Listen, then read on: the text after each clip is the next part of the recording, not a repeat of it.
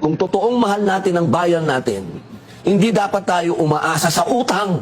Kasi pagka tayo, puro utang na lang at hindi natin iisipin kung paano tayo tatayo sa sarili nating paa, habang buhay po tayo magiging alipin.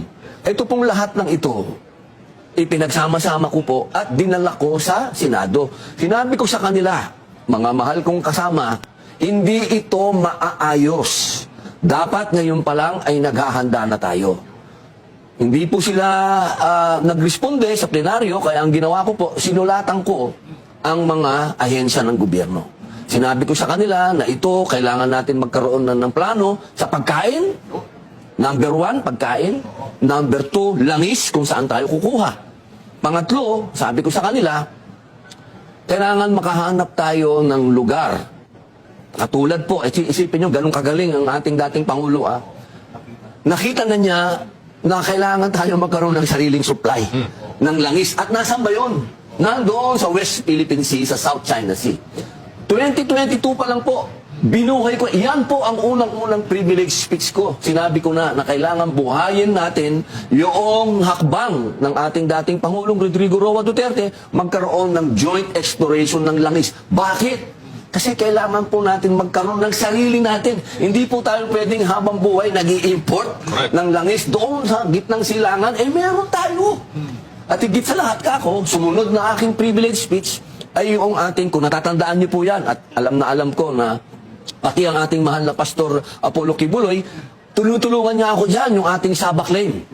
Dahil totoo po yan na ating yan na dapat meron na tayong tamang pakiki-negotiate. Hindi po away, inuulit ko, ayoko ng away. Pwede naman po tayo makipag-usap sa Malaysia at pag-usapan natin yung claim natin dyan. Lahat po yan, hindi po natin kailangan maging manghuhula.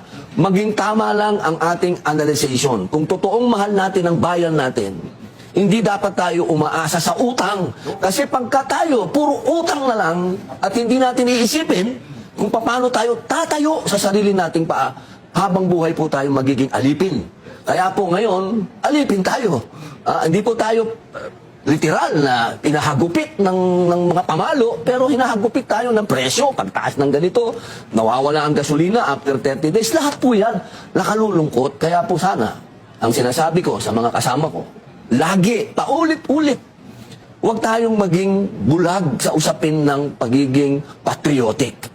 Kasi yan ang problema ho natin Kapag pinag-usapan natin yung pakikipag-usap sa China, pakikipag-usap sa Russia, tatawagin ka ng traidor. Tatawagin kang taksil. Taksil sa bayan. Alam niyo po, kung meron pong isang tao na matatawag natin na pinaka-Pilipino sa lahat ng Pilipino, ay yun na po ang dating Pangulong Rodrigo Roa Duterte. Hindi po ako nagiging bias. Baka sabihin na hindi, kasi si Robin Padilla, sunugin mo yan, mangangamoy Duterte yan, pigain mo yan. Hindi po, doon lang tayo sa totoo. Doon lang tayo sa totoo. Nangyari na ngayon sa harap natin. Nakita ninyo? 4 years na ang foresight ng ating dating Pangulo na mangyayari ito. At ito ngayon, nasa harap natin ngayon, mga kababayan. So, ibig nyo sabihin lahat tayo ngayon maka-China o maka-Russia? Hindi po. Ang gusto ng ating dating Pangulo ay kaibigan natin ang lahat ng mga bansa at tayo ay maging pro-economic country.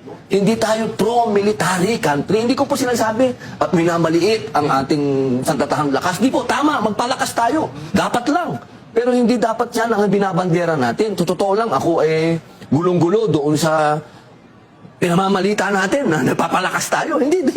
Dapat nga, inililihim yan pero dapat ang unahin natin, ang kababayan natin, ang mga Pilipino maging malakas. Sila muna.